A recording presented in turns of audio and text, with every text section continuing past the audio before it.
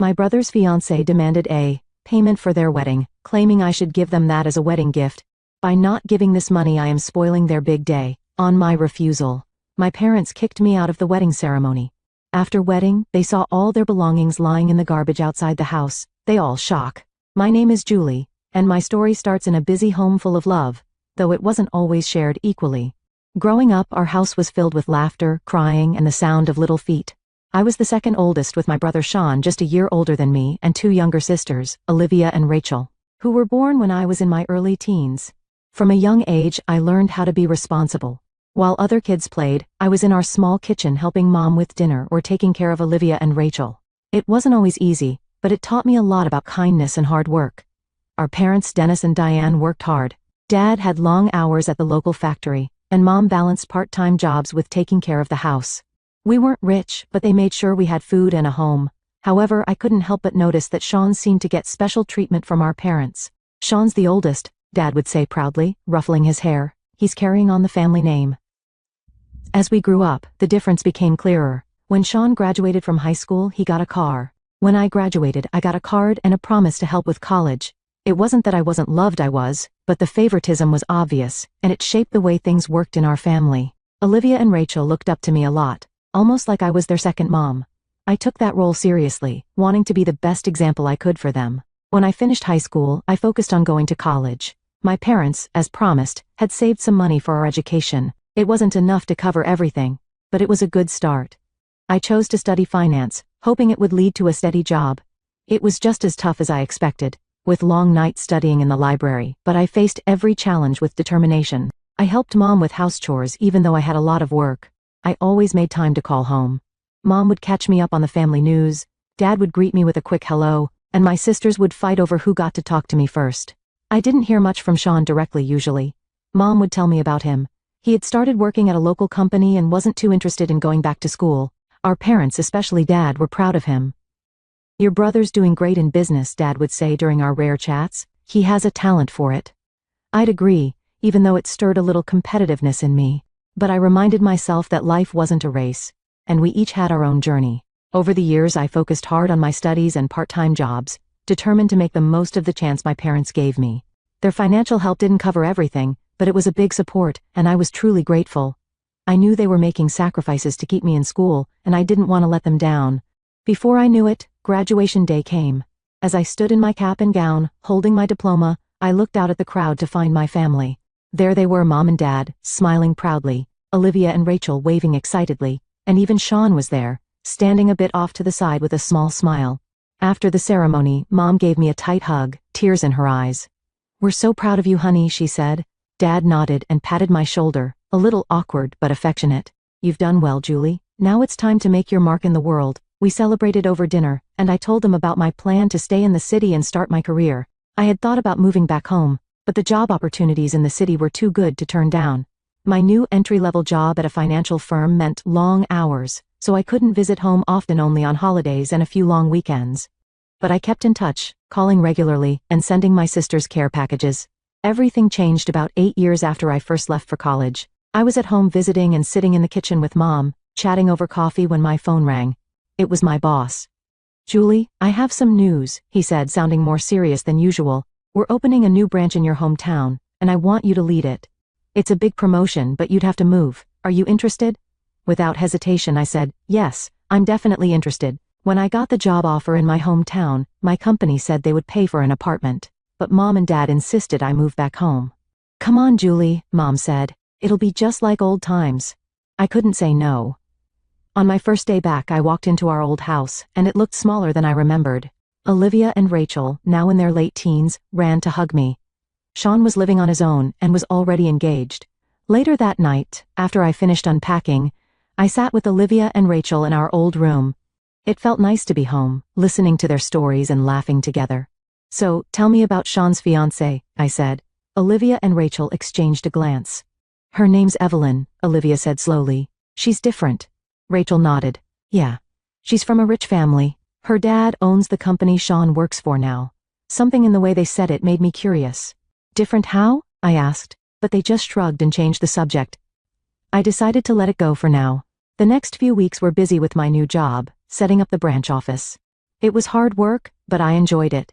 In the evenings, I helped Olivia and Rachel with their homework or chatted with Mom while she cooked dinner. One Monday, we were all sitting around the table when the doorbell rang. Mom jumped up to answer it. "It's Sean and Evelyn," she called out. I stood up, excited to see my brother and meet his fiancé. Sean walked in first, looking sharp in a suit. Behind him was a tall, slim woman with perfect hair and clothes that probably cost more than my rent. Evelyn looked around the house like it wasn't good enough for her. "Oh, how quaint," she said, picking up one of Mom's knickknacks. I watched, confused, as Mom and Dad fussed over her, asking if she needed anything and apologizing for the smallest things. Olivia and Rachel stayed quiet, looking down. When Evelyn made a rude comment about Rachel's clothes, I couldn't stay silent. I pulled Olivia aside. "What's going on?" I whispered. "Why is everyone letting her act like this?" Olivia sighed. "Sean works for her dad now. It's a big deal. Mom and Dad are scared if we upset her. Sean might lose his job." I was shocked. This wasn't the family I knew. We never let anyone treat us like that. Things got worse at dinner. Evelyn started making snide remarks about my job and my clothes. I couldn't take it anymore. "Look," I said, "I don't know who you think you are, but in this house, we treat each other with respect. If you can't do that, maybe you should leave." The room went silent. Evelyn's face twisted in anger. She grabbed her purse and stormed out, and Sean followed, looking torn. As soon as they left, Mom and Dad turned on me. "Julie, how could you?" Mom cried. "You know how important this is for Sean's." Dad looked disappointed and said, "You need to control your temper. This could ruin everything for your brother." I couldn't believe what I was hearing. They kept begging me to apologize and be the bigger person. Finally, just to stop them from nagging, I agreed to try and make peace with Evelyn. The weeks flew by, and soon, Sean's wedding was all anyone could talk about. Evelyn took control of everything, bossing us around like she was planning a military event, not a wedding. She dragged us to endless dress fittings, insisting we buy expensive gowns to match the venue's style. When I suggested something cheaper, Evelyn just laughed. "Oh, Julie," she sneered. "We can't have you looking cheap at my wedding, can we?" Next came the bachelorette party. Evelyn handed out a detailed schedule with mandatory activities and outfit changes. It was ridiculous, but Mom kept giving me pleading looks, so I stayed quiet. Then came the big shock. Evelyn wanted us to do a dance at the wedding. Not just a simple dance, but a full-on performance. "It'll be the highlight of the reception," she gushed. "You'll all look so cute." My stomach sank. I had injured my back years ago in a car accident, and dancing wasn't something I could do anymore. But I thought, how bad could it be? Well, it was pretty bad. I went to the dance studio and the choreographers started talking about splits, lifts, and other wild moves. Evelyn was there, barking orders like a drill sergeant. "Come on, ladies, put your backs into it." I pulled out my phone, thinking I'd record the practice, but as I watched, I realized there was no way I could do this. It was way too much. "Hold on," I said. "This is crazy. We're not circus performers, Evelyn. I can't do these moves." Evelyn's face twisted with anger. "What do you mean you can't?" "Of course you can. Stop being difficult, Julie." I stood my ground. "No, I mean it. I have an old back injury, and this kind of dancing isn't possible for me." That's when Evelyn really lost it. She started yelling and throwing around insults. Then she hit me with, "Fine, if you won't dance, you owe Sean $10,000 as a wedding gift. It's only fair since you're ruining my special day." I was speechless. I looked at Olivia and Rachel, hoping they'd support me, but they just stared at the floor, clearly worried about what Mom had said earlier. That was it. I'd had enough. "You know what, Evelyn? Keep your stupid dance. I'm out of here." I stormed out of the studio, my hands shaking as I held my phone, which was still recording the whole mess. I walked home, my mind spinning. What was I going to do now? How did things get so messed up? I burst through the front door, still angry from the dance rehearsal disaster. Mom and Dad were in the living room and they could tell something was wrong. I told them everything: the impossible dance routine, Evelyn's crazy behavior, and the $10,000 demand. I expected them to be on my side, maybe even upset for me. But I got something completely different. Dad's face turned red. "Julie, how could you? After everything we've talked about, this wedding is important for Sean's future. You need to apologize to Evelyn right now and agree to do the dance." I couldn't believe it. Apologize? For what? Having a back injury? Standing up for myself? "Stop being so selfish," Dad shouted. "This isn't about you. It's about Sean's happiness and success." "So my happiness doesn't matter?" I shot back. "What about my health?" The argument got heated quickly. We were yelling and tears were shed, but I refused to give in to Evelyn's ridiculous demands. That's when Dad said something that stunned me. "If you can't support your brother and his fiancé, then maybe you shouldn't be here at all." The room went silent. That night, I packed a bag, ignoring Mom's weak attempts to calm things down. The next day, I moved into the apartment my company had offered me earlier. It was small and empty, but at least it was mine. The wedding came and went, but I didn't go. I couldn't stand the thought of watching my family cater to Evelyn's every whim. I spent that day alone in my apartment, torn between anger and sadness. A few days later, my phone blew up with notifications. Evelyn had posted on social media, sharing a dramatic story about how I had tried to ruin her perfect day. She made herself look like the victim and painted me as the jealous, spiteful sister-in-law. The comments were even worse. Relatives I hadn't spoken to in years suddenly became experts on my life, calling me selfish and cruel. Even Olivia and Rachel liked the post, which hurt deeply. Soon the calls started, aunts, uncles, cousins all telling me how disappointed they were and how ashamed I should be. Olivia tried to reach out once, sending me a text saying she missed me. But when I suggested we meet up, she backed off, saying Evelyn wouldn't like it. I didn't try again after that. I threw myself into my work, hoping to finish my project and leave this town behind, but things kept getting delayed. Problems kept coming up that needed my attention, and each delay felt like a twist of the knife. Months passed, and I settled into a lonely routine: work, home, sleep, repeat. I had almost gotten used to the quiet when my phone rang one night. It was Rachel, and her voice was shaky. "Julie, can we talk?" she asked. We met at a cafe far from anyone we knew. Rachel looked awful, dark circles under her eyes, hair a mess. The moment she saw me, she burst into tears. "I'm so sorry, Julie," she sobbed. "You are right about everything." Slowly, she told me the whole story. After the wedding, Evelyn showed her true colors. She had been treating Olivia and Rachel like servants, making them clean her house, cook, and do laundry, all without any pay. "She says it's our duty as family," Rachel said bitterly. "And Sean, he just goes along with it. He sees how she treats us and does nothing." I was furious. "What about Mom and Dad?" "They can't be okay with this," I said. Rachel gave a hollow laugh. "They think it's great. They say we're building character and strengthening family bonds. It's like they're brainwashed." I couldn't believe it. This was worse than I had imagined. "I'm so sorry I didn't stand up for you before," Rachel whispered. I was scared. We all were, but I can't take it anymore. "Please, Julie, help us." The next day, I went straight to our parents' house. Mom opened the door, her smile fading when she saw me. "Julie, what are you doing here?" she asked, but I pushed past her into the living room. Dad was there reading the newspaper. He looked up with a frown. "We need to talk," I said. "About Evelyn and how she's treating Olivia and Rachel." Mom's face hardened. "I don't know what Rachel's been telling you, but," I cut her off. Don't deny it. I know everything. How can you let this happen? They're your daughters." Dad stood up, his voice cold. "Now you listen, Julie. Evelyn is family. She's given Sean opportunities we could only dream of. If the girls need to help out a bit, that's a small price to pay." I was stunned. "A little help? She's treating them like slaves, and you're okay with that?" Mom spoke up, her voice weak. "You're exaggerating. The girls are fine. They're just what, Mom? Just being abused by their sister-in-law while you look the other way?" Dad's face turned red. "That's enough. I won't have you coming in here and stirring up trouble.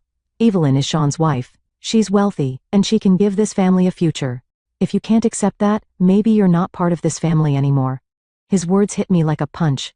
I stared at them, feeling like I didn't recognize them anymore. "So that's it," I said quietly. "You're choosing money over your own children?" Mom wouldn't look at me, and Dad just glared. "Get out," he said. "And don't come back until you're ready to apologize to Evelyn and Sean." I left, my legs shaky, my heart breaking all over again as I walked away from the home I grew up in. I realized a tough truth. I couldn't change my parents' minds. They were too blinded by the promise of money and status. But I couldn't leave Olivia and Rachel to suffer.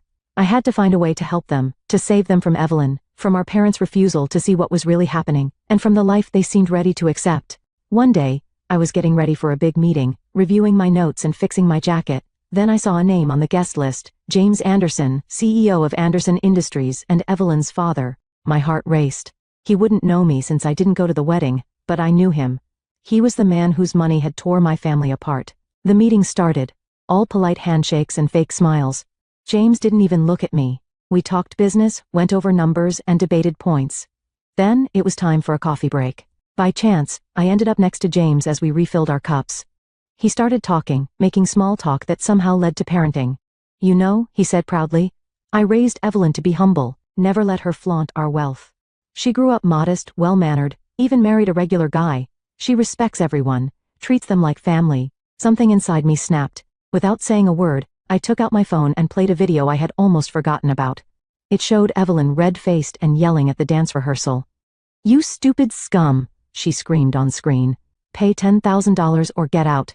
I won't have you ruining my wedding." The color drained from James's face as he watched his daughter scream at me, my sisters, and the bridesmaids. When it ended, there was only silence. "I had no idea," James whispered. "She's always so polite around me. I thought I raised her right." I braced myself, expecting him to get angry and leave. Instead, he looked at me, pleading.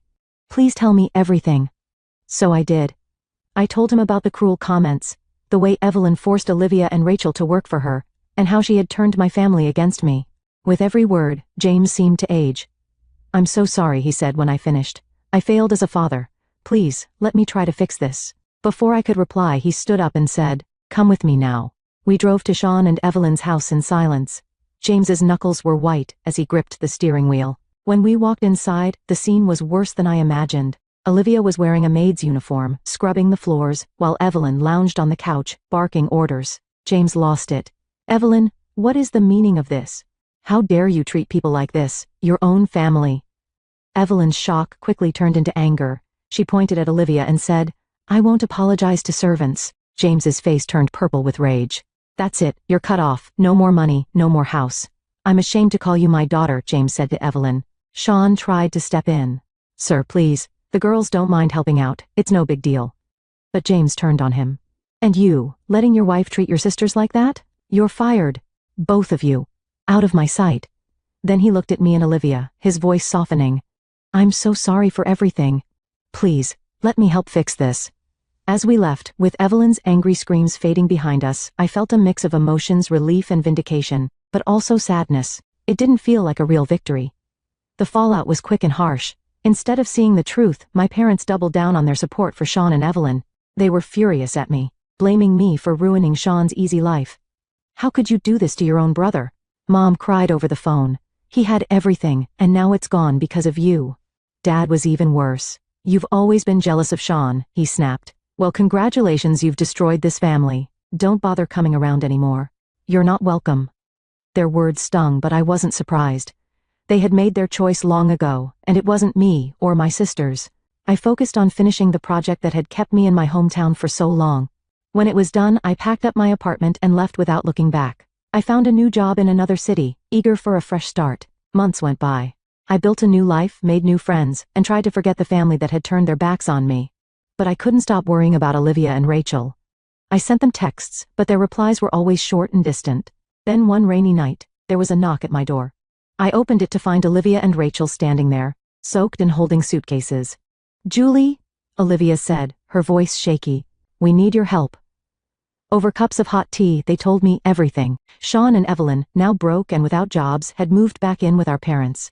But instead of being humbled, Evelyn had become even more controlling. "She treats the house like her personal kingdom," Rachel explained. "And us, we're just her servants." "Mom and Dad don't do anything," Olivia added. "They're so afraid of Sean leaving that they let Evelyn do whatever she wants." My heart broke for them. "Why didn't you tell me sooner?" They looked guilty. "We were ashamed," Rachel admitted, "and scared. Evelyn threatened to make things worse if we contacted you, but we couldn't take it anymore," Olivia said. "Please, Julie, can we stay with you? Just until we find jobs and a place of our own." I didn't hesitate. "Of course you can stay as long as you need." It wasn't easy at first. My apartment was small, and we all had to adjust to living together as adults. But over time, we found our rhythm and started to rebuild our lives. I helped them work on their resumes and practiced interview questions with them. We stayed up late, talking through all the years of hurt and misunderstandings. Weeks turned into months. Olivia got a job at a local bookstore, and Rachel started taking classes at a community college nearby. They insisted on helping with rent and groceries, even though I told them it wasn't necessary. One night, as we sat around the dinner table, laughing at a silly story, I realized something. Our parents might never change, and Sean and Evelyn might stay the same, but that was okay. We had each other, and that was enough. Looking at my sisters, strong and finally free to be themselves, I knew we'd be okay.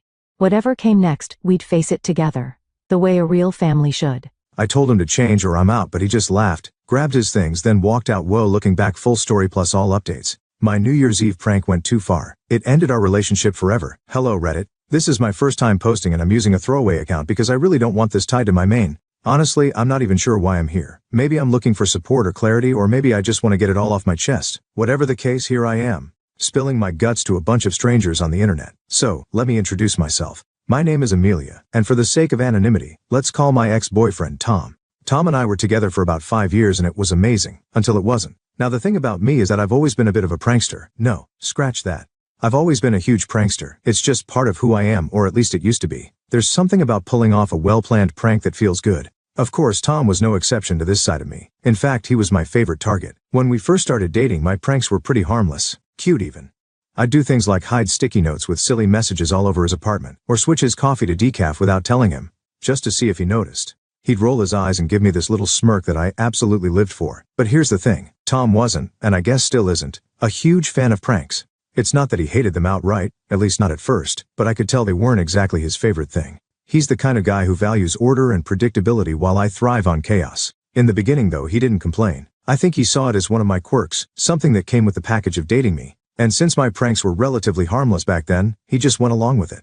He'd laugh it off or give me a playful lecture about how I was going to give him a heart attack one day. I thought it was all part of the fun. I thought it was our thing. In hindsight, I think he was just tolerating them because he loved me, not because he genuinely enjoyed being the butt of my jokes. But at the time, I didn't notice that nuance. To me, it was just fun and games. And since he wasn't outright complaining, I thought everything was fine. Things started to take a different turn when someone, a friend of mine actually, casually suggested that I try vlogging or starting a couple's account. She said that I would totally blow up on social media with the kind of stuff I did. I remember laughing it off at first, saying that I wasn't the content creating type, and it was true. I wasn't really into the idea of putting myself out there like that. I didn't even post on my personal social media that often, so the thought of creating content seemed overwhelming and frankly, out of character for me. But then, life threw me a curveball. I got laid off from my job. It wasn't personal or anything. They were doing company-wide cutbacks, and I was part of a large group that got let go. Still, it hit me hard. And even though I was actively searching for a new job, the process was slow and discouraging. I had too much time on my hands and too much anxiety weighing me down, and that's when I started spending more and more time on social media. At first it was just a way to pass the time, but the more I scrolled, the more I found myself sucked into this world of couples accounts, prank videos and viral challenges. I'd see these couples pulling pranks on each other and racking up millions of views. It was like a whole new world I hadn't paid much attention to before. I realized that what they were doing was what I usually did to Tom. The only difference was that they were recording it, editing it, and sharing it with the world. And they were getting paid for it. That part especially stuck with me. Some of these accounts have sponsorships, ads, and merchandise lines. They'd turn their pranks and antics into actual careers. At first the idea seemed far-fetched. I wasn't a content creator, and I didn't have any experience with editing or building an audience. But the more I thought about it, the more tempting it became. Especially because I was unemployed at the time. I was already struggling to find a new job, and the thought of going viral and potentially never having to work a regular job again was like a siren's song. I started to daydream about it. What if I could make this work? What if our page blew up? I wouldn't have to spend hours tweaking my resume or sitting through awkward interviews. I could be my own boss doing something I already enjoyed. It seemed like a win-win. It honestly seemed like such a good idea at the time. I mean, what could go wrong? Right? I had a knack for pranking. Social media was booming with content like this, and people were making a living off it. It felt like the stars were aligning for me to try something new. One day, while we were sitting on the couch after dinner, I casually brought it up to Tom. I didn't want to overwhelm him or make it seem like I was forcing him into something, so I tried to frame it as a fun idea. He gave me a look, the kind of look that said he wasn't really into the idea but didn't want to start an argument. He shrugged and told me that he wasn't really into it, but I could do whatever I wanted as long as I kept him out of it. At first I felt a little deflated. I had hoped he'd be more excited about the idea, maybe even want to join in and make it a team effort. But then I realized he hadn't outright said no. He hadn't told me to stop or discouraged me. In my mind, that was enough to move forward. And with that, I decided to dive in head first. I spent the next few days researching everything I needed to know about starting a content channel. I watched endless tutorials on filming, editing, and building an audience. I scoured the internet for affordable equipment, ring lights, a decent camera, a tripod. I even treated myself to a beginner-friendly video editing software. It was a lot of prep work, but I was determined to make it happen. I figured if I was going to do this, I'd do it right. After setting everything up, I started small with a few harmless videos. Nothing too crazy, just little pranks that I thought would make people laugh but wouldn't push Tom too far. For example, one of my first videos was a classic fake spider in the bathroom prank. I filmed myself carefully placing a rubber spider on the toilet seat, then waited with my phone in hand as Tom went in. His reaction was priceless. He jumped back, let out a startled "what the hell?" and then laughed when he realized it wasn't real. It was perfect, short, funny, and harmless. I edited the clip, added some background music, and uploaded it to my new account. I didn't expect much, but to my surprise it actually got a decent number of views. A few people even commented. That little bit of feedback was all the encouragement I needed. I felt like I was onto something. The next prank was a simple switching sugar for salt in his coffee video. Again, harmless but funny. Tom gave me his usual annoyed but amused reaction, and I made sure to cut the video before he could say anything too grumpy.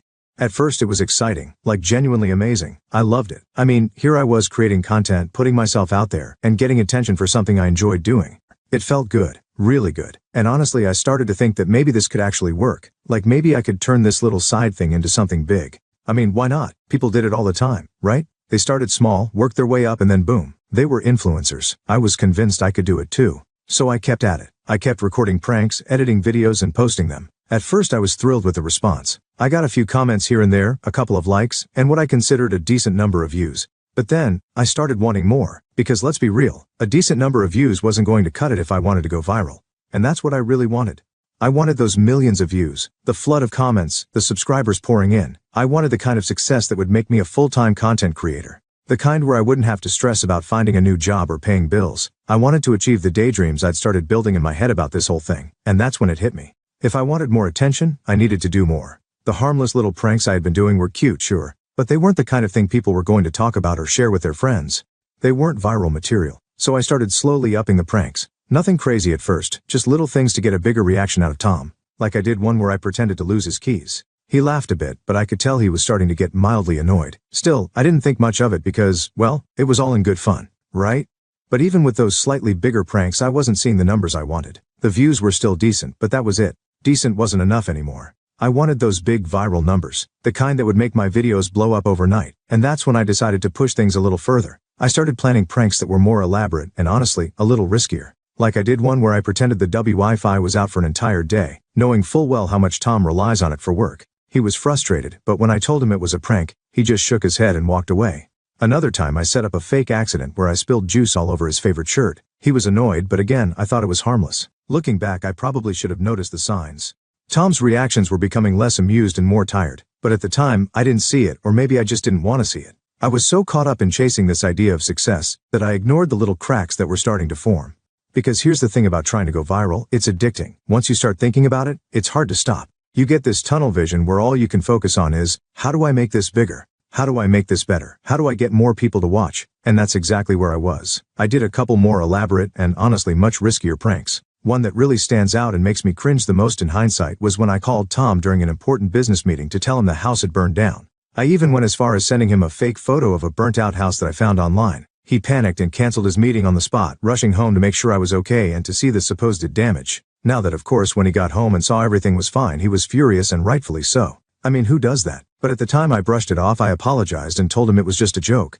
In my mind it was harmless because no real damage had been done, right? He just looked at me, shook his head, and muttered something about how I needed to stop. I didn't listen though. Even with all those elaborate pranks though, the views were still just decent. They weren't bad, but they also weren't anywhere near the viral sensation I was hoping for. My videos were getting a few 1,000 views here and there, but nothing that would make me an internet star or turn me into a full-time content creator. And that's when I knew I had to push things further. Yes, I know now that it was stupid. So stupid. But at the time I kept telling myself just one big hit, one viral video, and this will all be worth it. Then, New Year's Eve rolled around. I first got the idea from TikTok. I was scrolling through my feed and came across this couple who had done a prank. It wasn't exactly like what I ended up doing, but it sparked something in my head. In their video they had set up this elaborate scheme to make one of them think they'd won the lottery, only to reveal it was fake. The reactions were over the top and the video had gone insanely viral. Millions of views, thousands of comments. It was everything I wanted for myself, and that's when inspiration struck. I thought, if they can do it, why can't I? I didn't want to copy their prank exactly. I wanted to do something even bigger, something that would get people talking and sharing like crazy. After all, it was New Year's Eve. What better time to pull off a grand prank and start the year with a bang? I spent hours planning it, thinking about how I could make it work. I wanted it to be shocking, unforgettable, and most importantly, something that would make people laugh, or at least, that's what I told myself. Deep down though, I think I just wanted the attention. I wanted the likes, the shares, the comments. I wanted to go viral no matter what it took. I decided I was going to plan a cheating prank. Yeah, I know, the dumbest idea ever, but at the time, I thought it was genius. My goal was to make it as believable as possible. Something so shocking and over the top that it would have everyone talking. I roped in a friend of mine to help. Let's call him Jake. Jake was super skeptical from the start. He kept saying, "Are you sure about this? This seems like it could go really wrong." Honestly, that should have been my red flag. If Jake, who is usually the chill go-with-the-flow type, was uncomfortable with it, I should have stopped right there. But no, I didn't listen. I kept pushing him, saying it was all in good fun and that it would make for an amazing video. Eventually, after a lot of convincing, he reluctantly agreed. The plan was simple, or so I thought. My boyfriend Tom was coming back from a 3-day business trip that evening. I knew roughly what time he'd get home, assuming his flight wasn't delayed. So we planned everything around that. Jake came over that evening and we set everything up. I made sure the camera was hidden and positioned to capture the perfect angle. Then, we staged the scene. We got into bed, stripped down, not completely, just enough to sell the illusion, and got under the sheets. The idea was to make it look like Tom was walking in on us in the middle of, well, you know. We waited until I heard his car pull into the driveway. I was so focused on how this was going to look on camera, how people were going to react when they saw the video. I didn't stop to think about what Tom's actual reaction might be. The second he walked through the door, Jake and I started making noises. Loud, exaggerated, ridiculous noises. I thought it was hilarious. Tom didn't. He came upstairs clearly hearing the sounds and burst into the bedroom. The look on his face when he saw us under the sheets, it wasn't confusion or even anger at first. It was pain. Genuine heart-wrenching pain. But that pain quickly turned into fury. Tom tore the sheets off us and before I could even say a word he was screaming. I burst out laughing because to me it was a joke. A prank. I kept saying, "It's a prank. Babe, it's just a prank." But he wasn't laughing, not even close. Jake meanwhile looked like he wanted to disappear. He kept mumbling, "It's a prank, man, it's not real." But Tom wasn't listening. Tom turned his attention back to me and told me to get out. He said he was done and couldn't take any more. He said he wanted me out of his house. Now, I froze. This wasn't how it was supposed to go. It was supposed to be funny. We were supposed to laugh about it afterward. Maybe even get into a fake argument for the camera before I revealed the prank. This wasn't part of the plan. I tried to calm him down to explain that it was all fake, but he wasn't having any of it. He said he didn't care, that it wasn't funny, that I was toxic and he wanted me gone. Jake, clearly uncomfortable and feeling like a third wheel in what had become a very real fight, mumbled an awkward apology and left. I didn't even stop him. I was too shocked to do anything but stand there, staring at Tom as he paced back and forth. We argued for what felt like hours. It wasn't even a back and forth kind of argument. He was firm and kept repeating the same thing over and over. I needed to leave. He didn't want me there. The more he said it, the more it sank in that he was serious, that this wasn't just an outburst he'd calmed down from. Eventually I gave up. I packed a bag while crying like crazy, my hands shaking as I shoved clothes and random items into it. I couldn't believe it was happening. He called an Uber for me, which somehow made it even worse. It felt cold, like he couldn't even bear to drive me himself. I cried the entire ride to my parents' house. The driver didn't say anything, just glanced at me in the rearview mirror a couple of times with that awkward sympathy people give you when they don't know what to say. When I got to my parents' house, I was a mess. My face was red and blotchy, tears still falling as I dragged my bag up the driveway. They were immediately alarmed when they opened the door. Seeing their daughter show up unannounced, crying and carrying a bag was obviously a huge shock. They brought me inside, sat me down and tried to calm me down enough to explain what was going on. Once I could finally speak, I told them everything. About the prank. About how Tom had kicked me out. About how everything had gone horribly wrong. Their reaction was not what I wanted. They were angry, not at Tom, but at me. Disappointed would be putting it lightly. They asked me what I'd expected to happen. Did I really think that kind of prank would end well? Did I think humiliating someone I loved, someone I'd been with for years, was going to be funny? They didn't hold back, and honestly, they were right. The disappointment didn't stop there. Word of what happened spread fast, too fast. Some of my friends found out either from Tom or through the grapevine, and they didn't hesitate to let me know how they felt about it. Text after text came in, all saying the same thing. I was wrong. I'd crossed a line. Even Jake, who had been part of the prank, messaged me. He told me how uncomfortable the whole thing had been for him, and said he didn't think I should post it at all. That was the breaking point for me. Like, excuse me? After everything I'd gone through, after my relationship imploded, after I humiliated myself, you're telling me not to post it? What was the point then? Why had I put myself through all this if I wasn't even going to get the content out of it? I suggested blurring his face, trying to find some middle ground, but deep down I knew I couldn't post it. Too many people knew. Tom had already told me to delete every single video of him from my page. He didn't just want the prank video gone, he wanted everything. I cried and begged him to reconsider. I tried every angle, apologies, interventions, mutual friends, but he was done. He wouldn't budge. He made it clear that our relationship was over. A few days later he had me come by to pack the rest of my stuff from his house. That was it. 5 years together and it ended just like that. He didn't even leave room for a conversation. He cut me off completely, like flipping a switch. Blocked me on everything. No explanations, no closure. If that wasn't bad enough, my social media account got banned shortly after. The account I had poured all my time, effort and energy into gone. Just like that. I suspect someone reported it. Maybe one of my ex-friends or even Tom. I don't know for sure, but the way it happened was so sudden and unexpected. One day I was scrolling through my posts trying to figure out what to do next, and the next I couldn't log in.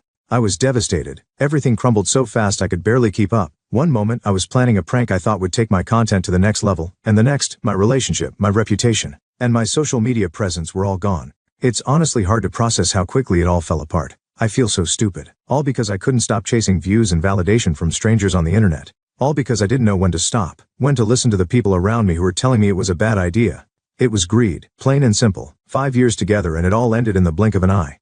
It still doesn't feel real. It happened so fast, so violently. It gives me whiplash every time I think about it. One minute I was planning pranks and thinking about content. The next I'm single and alone. And now I have to start from scratch. I need a job. My days as a content creator are officially over. That chapter is closed, slammed shut, and honestly, I don't even know if I want to open it again. What's the point? It ruined my life. I'm back at square one, scrolling endlessly through job boards trying to find something, anything that will pay enough to let me survive. Living with my parents isn't exactly a long-term solution either. I love them, but they've made it pretty clear they're not going to let me reload indefinitely. I can already feel the clock ticking before they start making those little comments about contributing to the household or worse, charging me rent. I can't even blame them. I'm an adult. I should be able to stand on my own 2 feet, but right now I can barely stand at all. And then there's the friends, or should I say the lack of friends. It's like losing Tom meant losing half my social circle too. A lot of our friends I thought were our friends, sided with him. They didn't even try to hide their disappointment in me. It's not like I don't get it. I crossed a line. I screwed up, but it hurts more than I can put into words. I feel like an outcast in my own life. I can't even hang out with the few friends who haven't completely cut me off because they're all still connected to him. It would be awkward. Hell, they probably think I'm the villain in this whole situation, and maybe they're right. So I'm stuck at home most days with nothing to do but scroll the internet looking for jobs or just sit in bed staring at the ceiling. Some days I can't even muster the energy to get up. I feel useless, broken, and so incredibly stupid for letting my life spiral out of control like this. 5 years. 5 fucking years. It wasn't just a relationship. It was a life we were building together. We were already talking about marriage, about kids, about the future we wanted. It felt so solid, so real, and now it's gone. Completely gone. All that time, all those plans, all that love, wiped out because I couldn't see past my own need for attention.